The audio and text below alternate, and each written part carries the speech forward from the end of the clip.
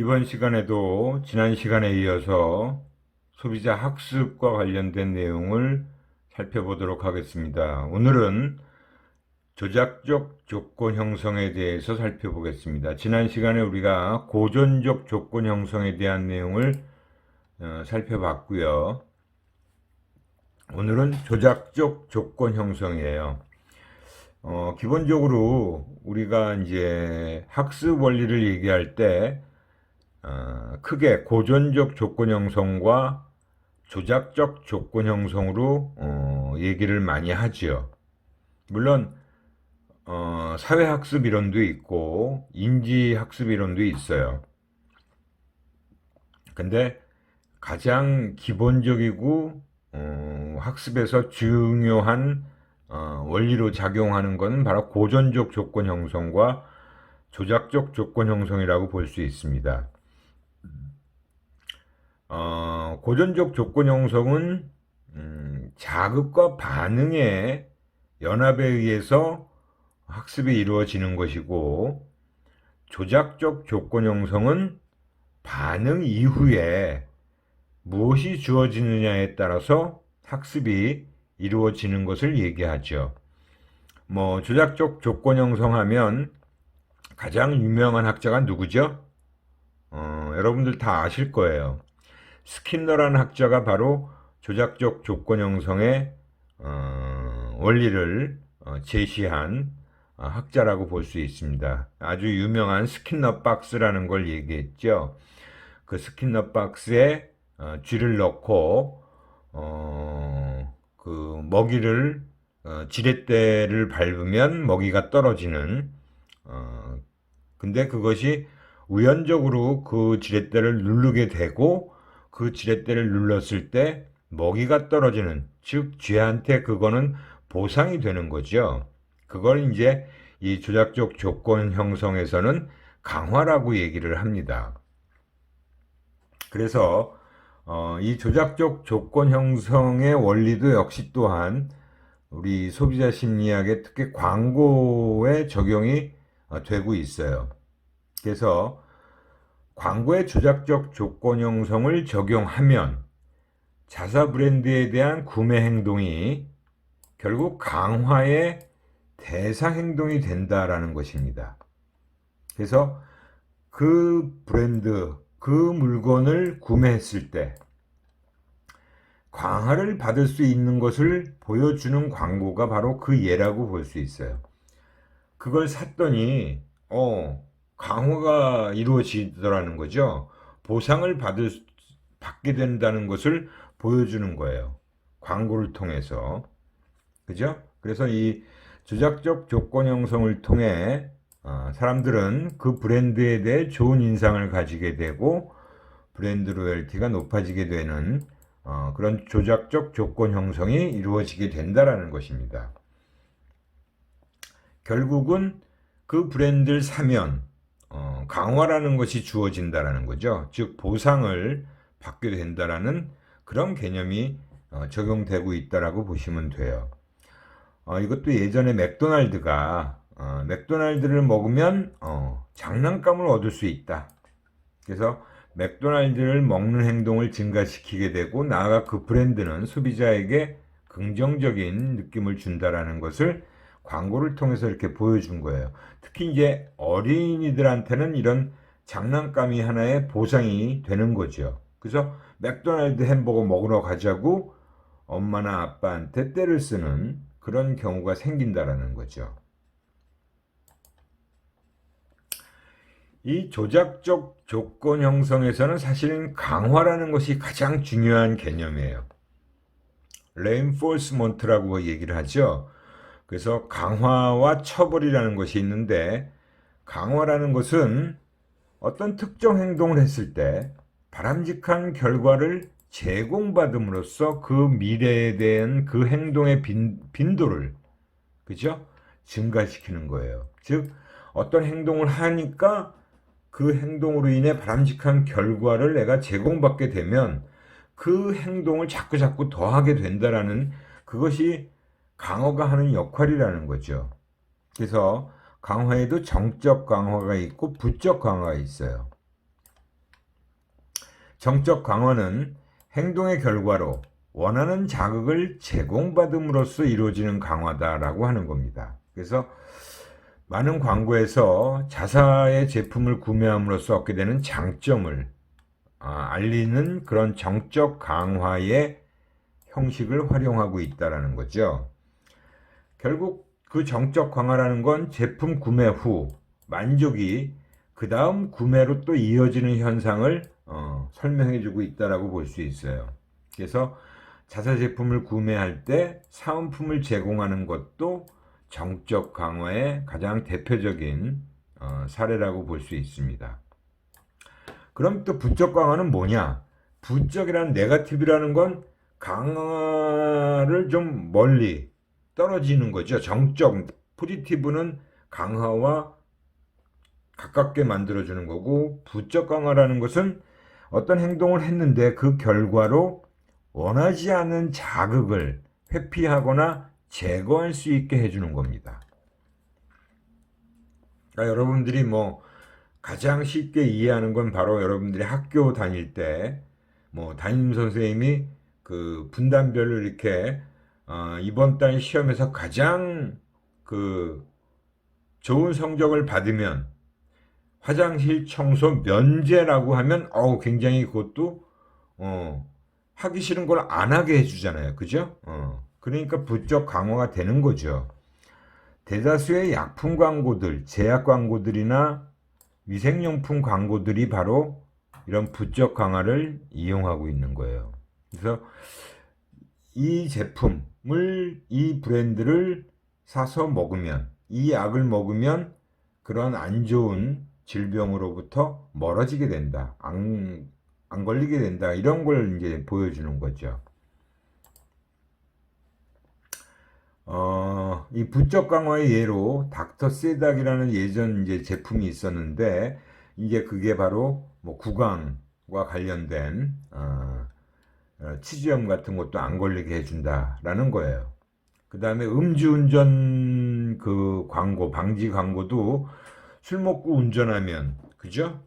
안 좋은 결과, 그죠? 안 좋은 결과를 얻게 되는 거니까 음주운전을 하지 않아야 사실은 원치 않는 상황을 피할 수 있게 된다라는 거죠.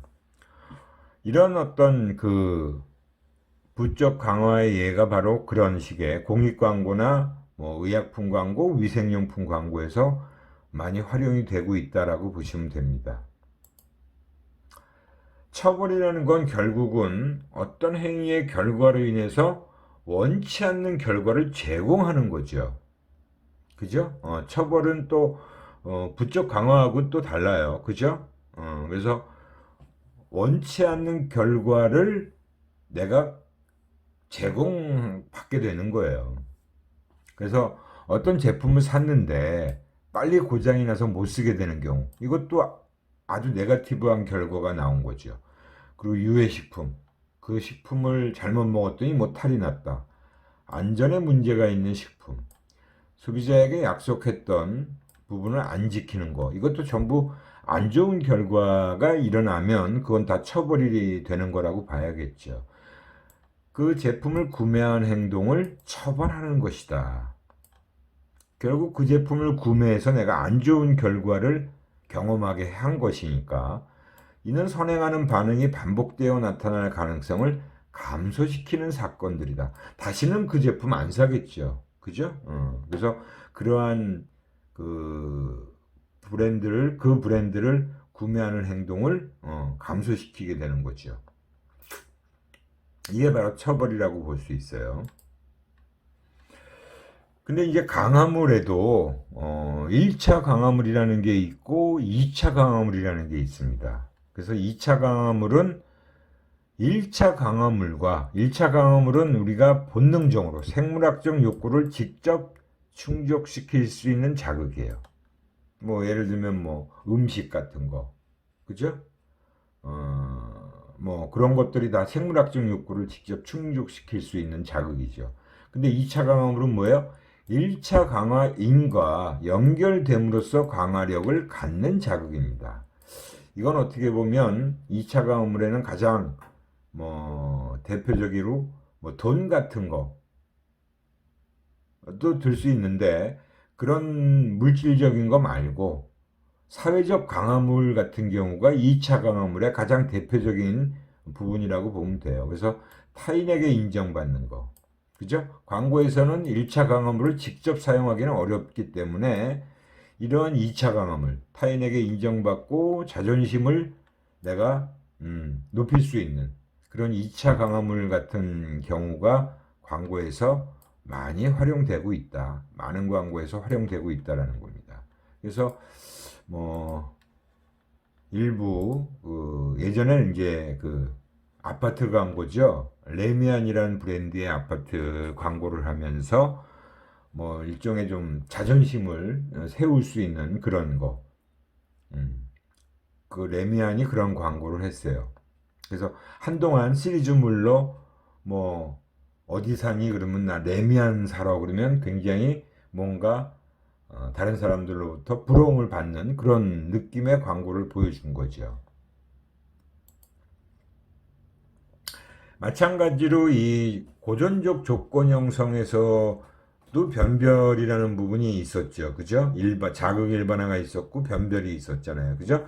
이 조작적 조건 형성에서도 변별 학습이라는 것은 분명히 이루어질 수가 있어요. 특히 변별 학습은 복잡한 상황에서 나타나는 조작적 행동이다.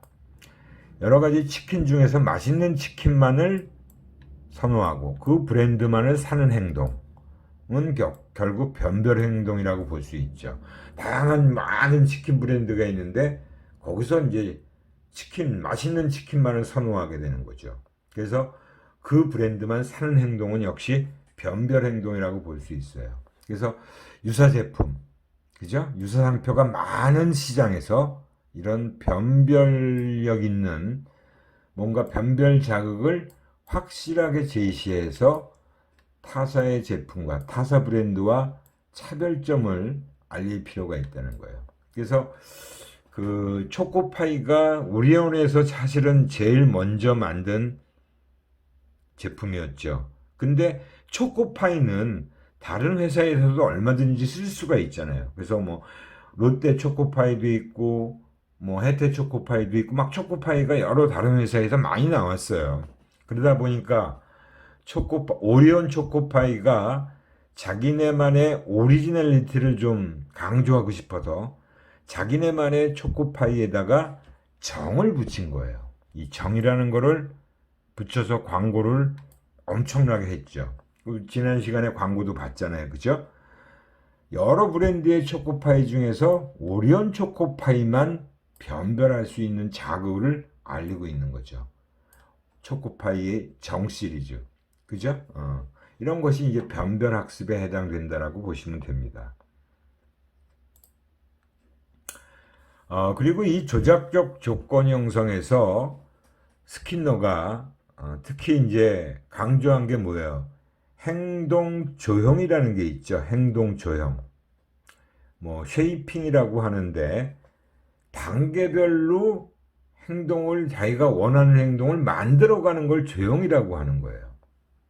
동물들 훈련시킬 때 그렇게 훈련시키죠.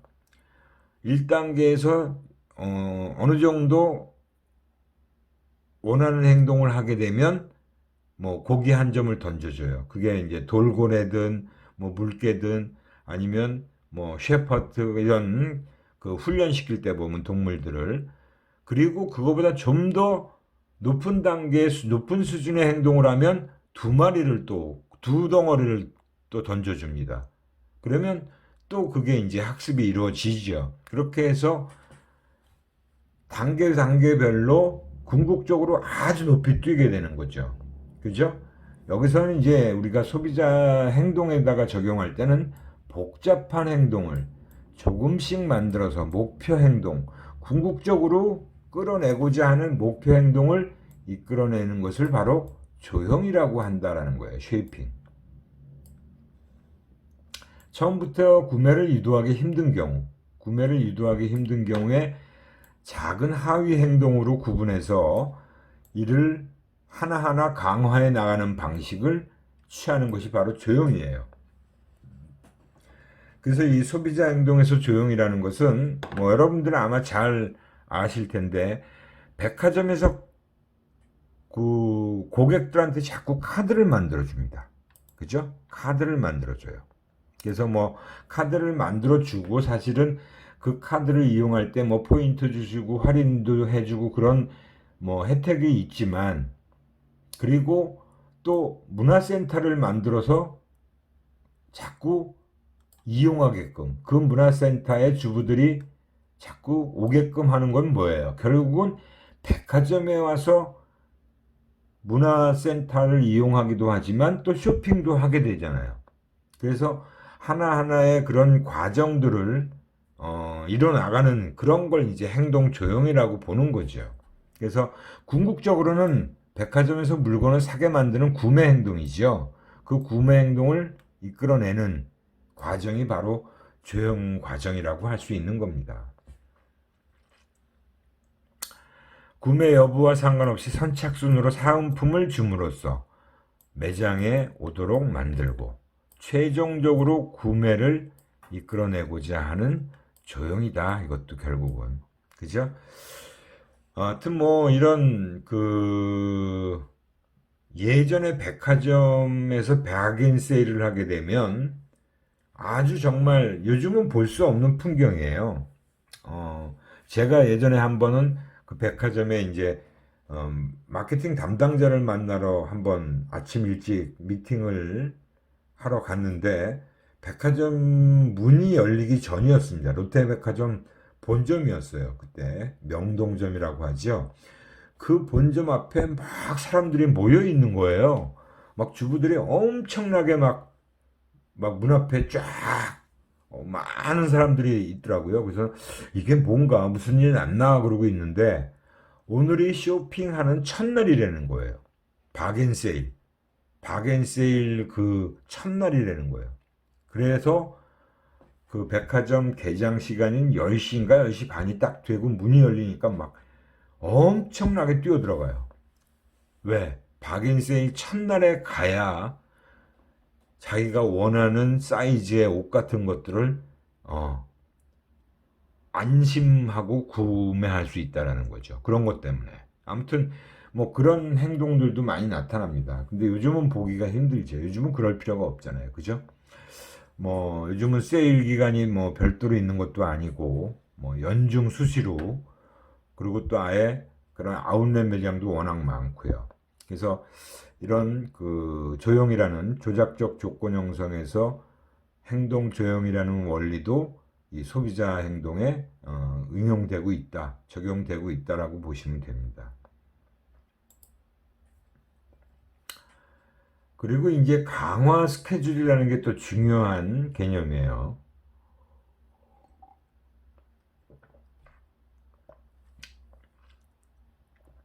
이 강화 스케줄에는 간격과 비율 강화가 있어요.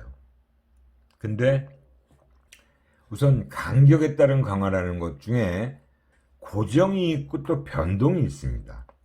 그렇게 해서 변동과 고정, 그 다음에 간격과 비율에서 네 가지 조합이 나오겠죠.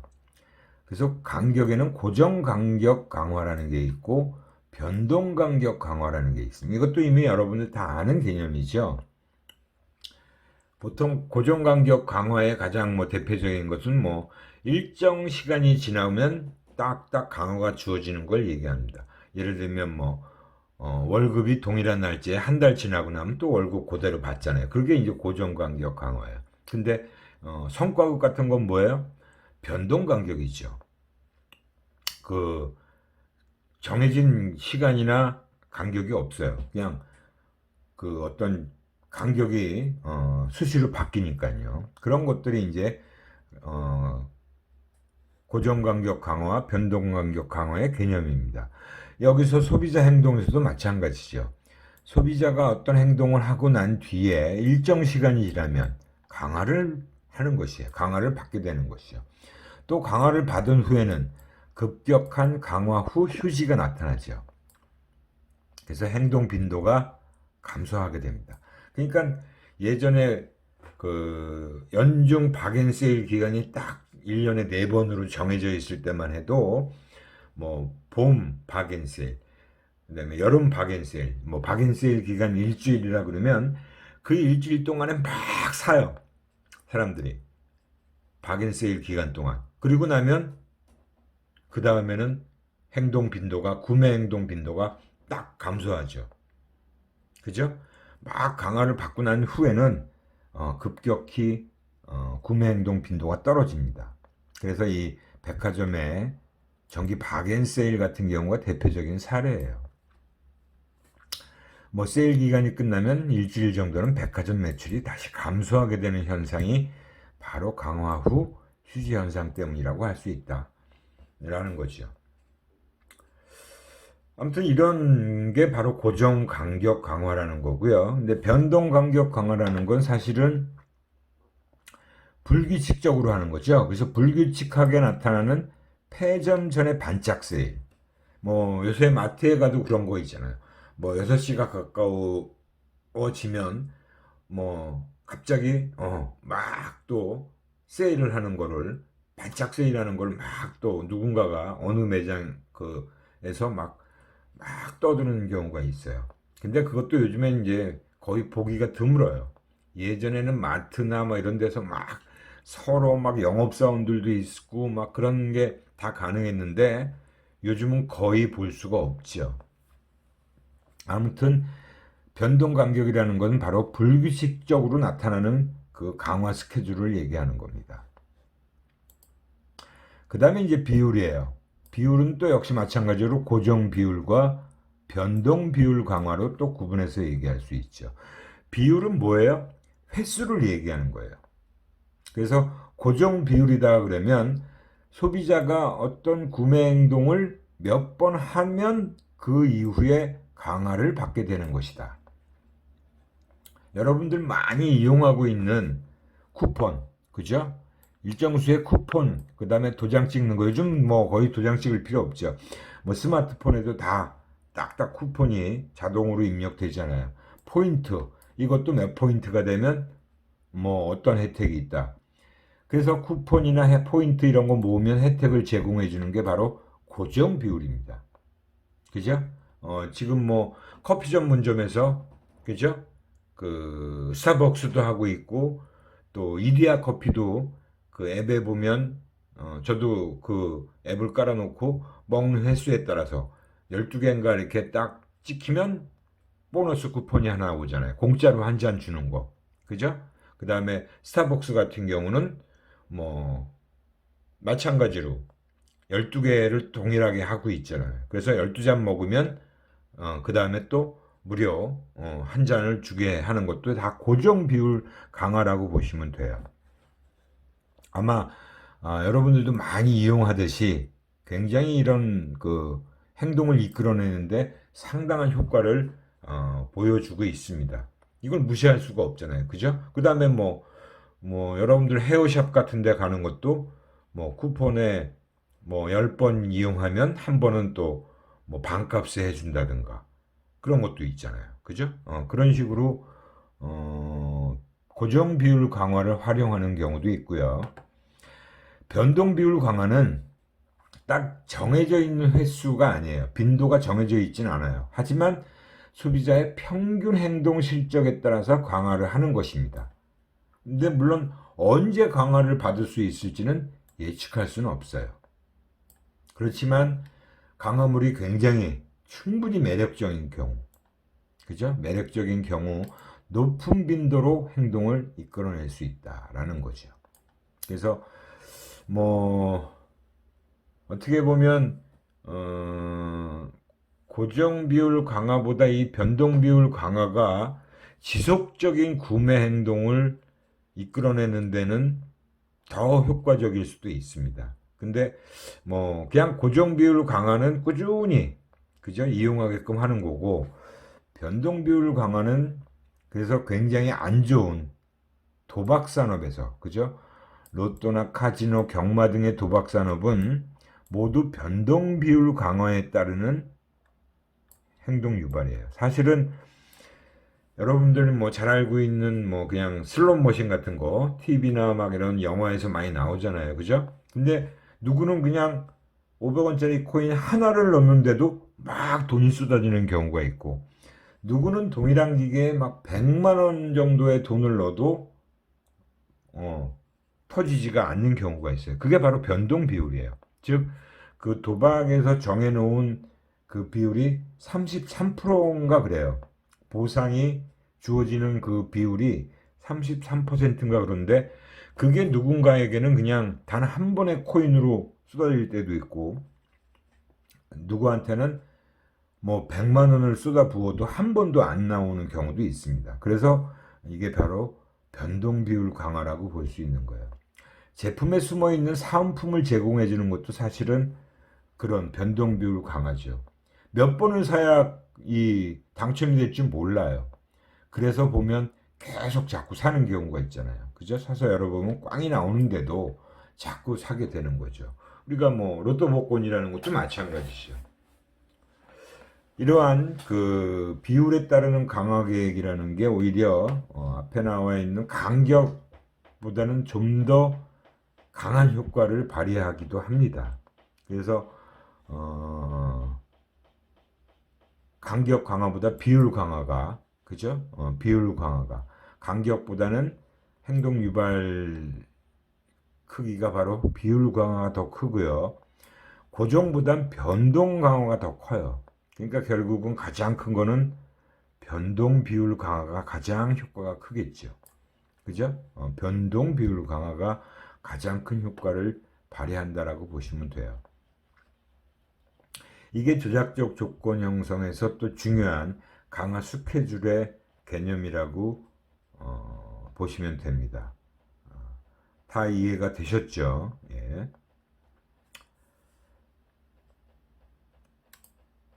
그래서 이제 이 고정 비율 강화의 예로 광고를 했던 사례가 바로 이런 거예요. 켈로그에서 뭐 얼마만큼 사 먹으면 행사에서 바로 뭐 이벤트를 해서 선물을 받을 수 있다라는 광고를 예전에 켈로그, 농심 켈로그에서 이제 이런 광고를 했던 사례가 있습니다.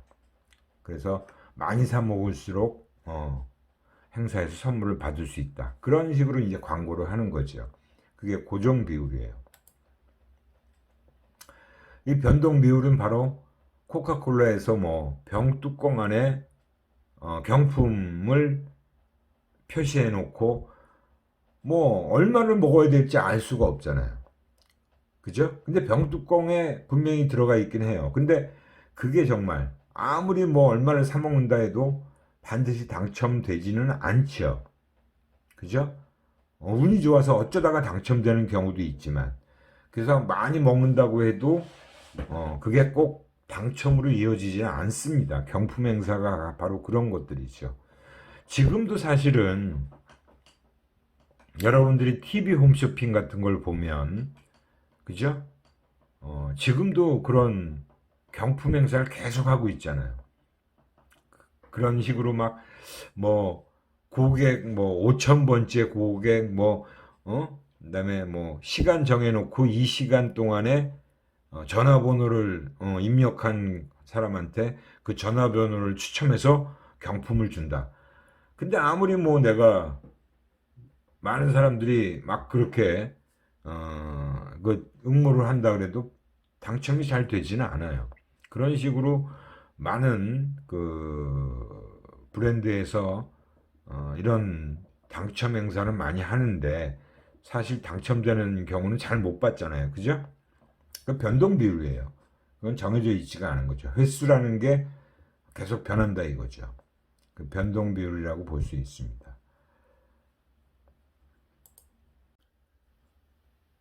마찬가지로 강화 계획에 대한 광고에도 역시 활용이 되었는데요. 대표적인 게 바로 OK 캐시백 포인트 적립 방법을 보여줌으로써 계속적 강화 스케줄을 알려주고 있는 그런 광고에 활용하였습니다. 그래서 이 OK 캐시백 포인트를 적립하고 활용하는 방법을 제시해서 결국 자신이 적립한 혜택을 적립한 만큼 혜택을 받을 수 있기 때문에 고정 비율 강화라고 볼 수 있는 거죠. 그래서 이러한 강화 스케줄 같은 경우도 역시 광고에 활용했던 사례라고 볼 수 있습니다. 그래서 이 캐시백 같은 경우가 국내에서 가장 대표적인 그 포인트 마케팅을 하는 사례라고 볼 수 있어요. 이렇게 해서 이제 강화 계획까지 해서 조작적 조건 형성에 대한 내용을 다 살펴봤는데요. 우리가 고전적 조건 형성과 조작적 조건 형성에 대한 이 소비자 학습 관련된 내용을 다 살펴봤습니다. 일단 이 정도로 학습은 마치도록 하고요. 그 진도가 아마 12월 첫째 주까지 우리가 수업을 해야 되기 때문에 다음 진도를 계속 나가야 될 것 같습니다. 그래서 남은 시간 동안 일단 라이프 스타일에 대한 내용을 좀 간단하게 살펴보고 마치도록 할게요.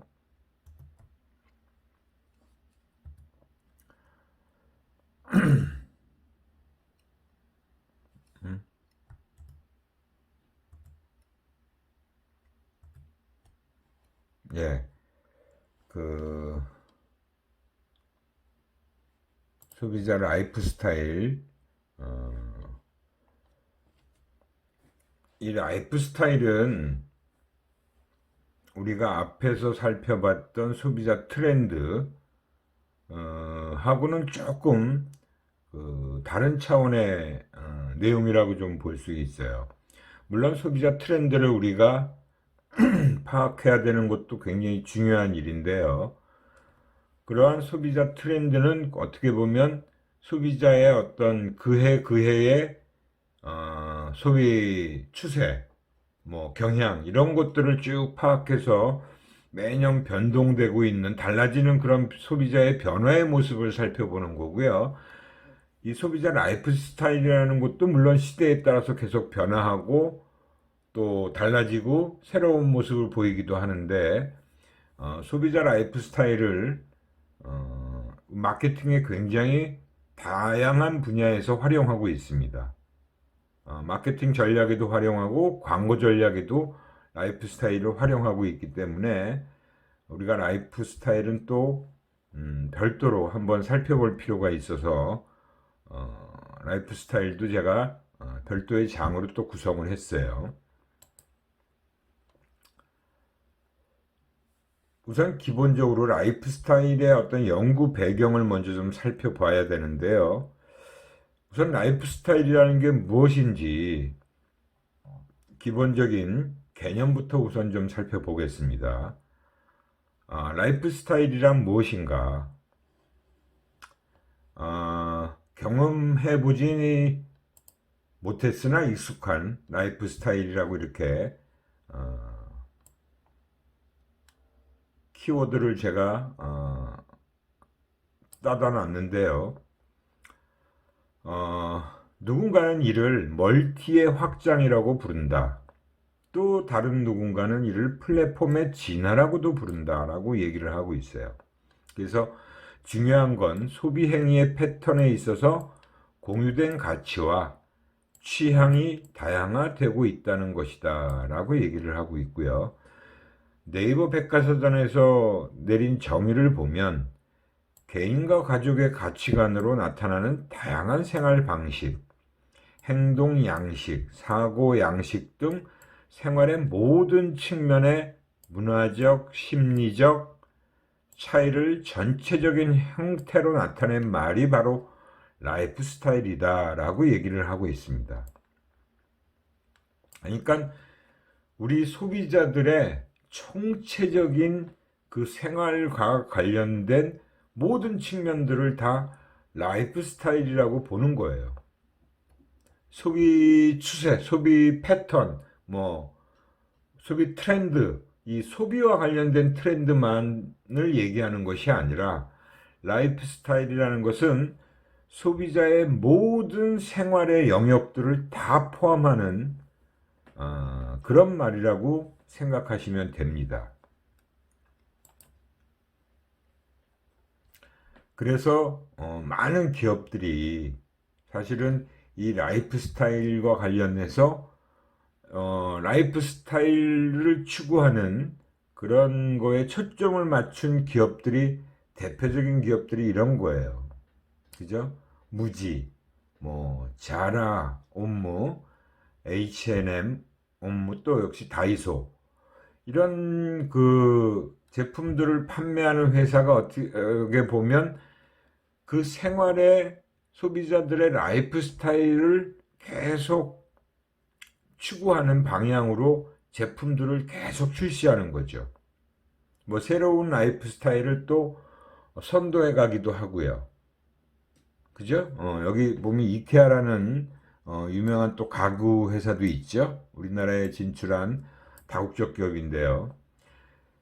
그래서 이러한 라이프 스타일 같은 경우가 모든 영역에 다 해당돼요.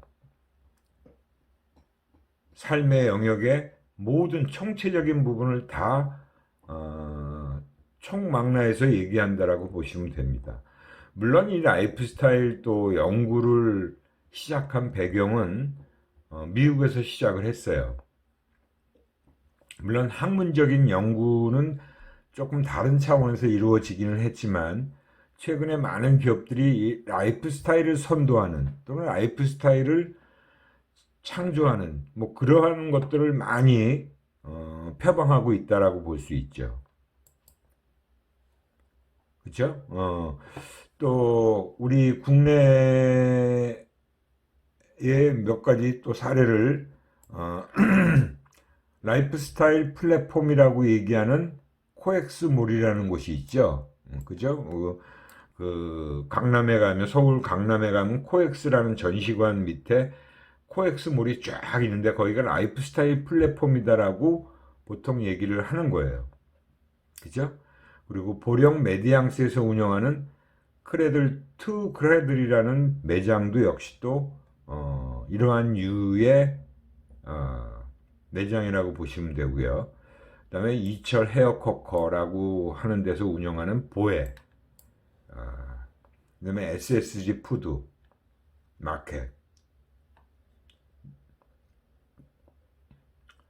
그 다음에 이건 또 뭐 갤러리아에서 또 브랜드를 이렇게 내놓은 것들도 보면 이런 것들이 다 라이프 스타일을 표방하는 그런 기업들이 내세우고 있는 그런 전략이다라고 보시면 됩니다. 그 위키피디아에서 또 이 라이프 스타일이라는 것의 또 다른 정의를 이렇게 얘기를 하고 있죠. 평범한 듯 평범하지 않은 놈코어라고 해서 놈코어라는 말은 뭐냐? 복잡한 세상, 더욱 단순하고 반복적인 습관을 생활 전반에 행동함으로 자신의 가치를 표현하고 남들과 다르다라는 과장된 것을 덜어내고 동일함에 동조하는 또 다른 표현이다. 그래서 위키피디아에서 놈코어란 말을 이런 식으로 NORM, 놈, 표준이란 말이죠. 그 다음에 핵심의 코어, 그죠? 절대적인 하드코어라는 의미를 합쳐서 신조어로 만들어낸 게 놈코어라는 신조어예요. 그래서 패션 업계에서 주로 쓰여왔고 최근 뉴욕타임스는 놈코어를 새로운 평범함이라고 소개하기도 했다라는 겁니다.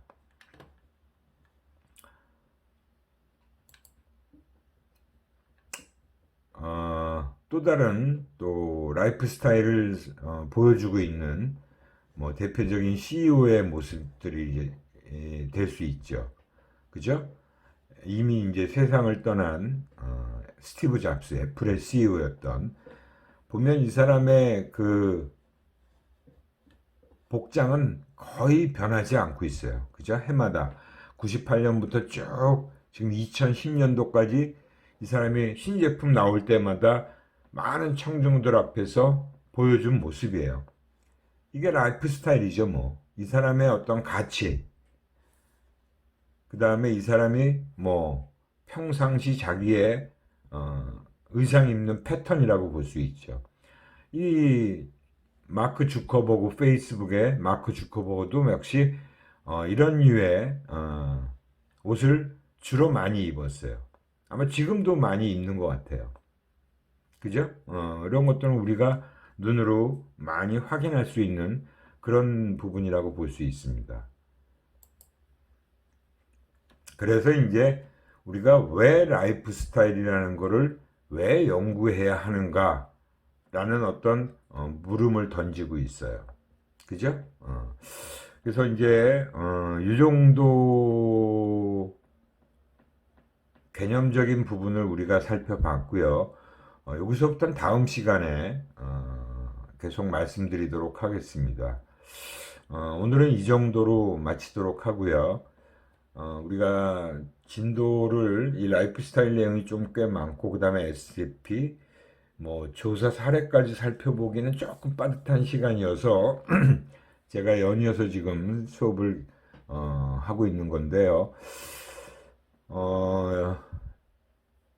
여러분들 지금 리포트들을 아마 다 제출하셨거나 아직 안 하신 분도 있는 것 같은데 제가 미리 레포트 일찍 제출한 사람들 걸 좀 봤어요. 근데 제가 원하는 정말 그 리포트에서 과제에서 뭘 해야 하는지를 정확하게 알지 못하고 리포트를 제출하시는 분들이 많아요. 우리가 이 소비자 심리학에서 배운 내용을 바탕으로 분석을 하라고 분명히 말씀을 제가 거기에도 써놨는데 그냥 일반적인 마케팅 전략에서 뭐 기술되어 있는 내용들을 그냥 거의 뭐 따다가 이렇게 보고서로 만든 분들이 대부분이었어요. 몇 분은 물론 많이 보진 않았는데 중요한 건 뭐냐면 뭘 하나 사례를 들고 그걸 분석하는 걸 우리가 배운 내용을 바탕으로 해서 이 소비자 심리학에서 배운 그런 용어들을 좀 사용하고 거기서 배운 이론이나 요인들을 좀 가져다가 분석하는 자기 스스로가 분석했다라는 것을 제가 느낄 수 있도록 해주는 게 가장 잘 만든 거예요. 맞고 틀리고가 중요한 게 아니라 내가 정말 고민을 했느냐 안 했느냐, 진정성 있게 보고서를 썼느냐 안 썼느냐가 정말 중요한 겁니다. 예, 그런 점들을 좀 보시고 아마 제가 제출 요구를 했던 분도 있을 테니까 그런 분들은 좀 다시 작성을 하더라도 그 점에 좀 유의해서 제출해 주시면 좋을 것 같아요. 뭐 제가 피드백을 다 달고 있으니까 여러분들이 늦더라도 제출 안 하신 분은 반드시 제출을 해 주시고요. 예, 오늘은 이 정도로 마치고 다음 시간에 또 이어서 수업을 진행하도록 하겠습니다. 수고들 하셨어요.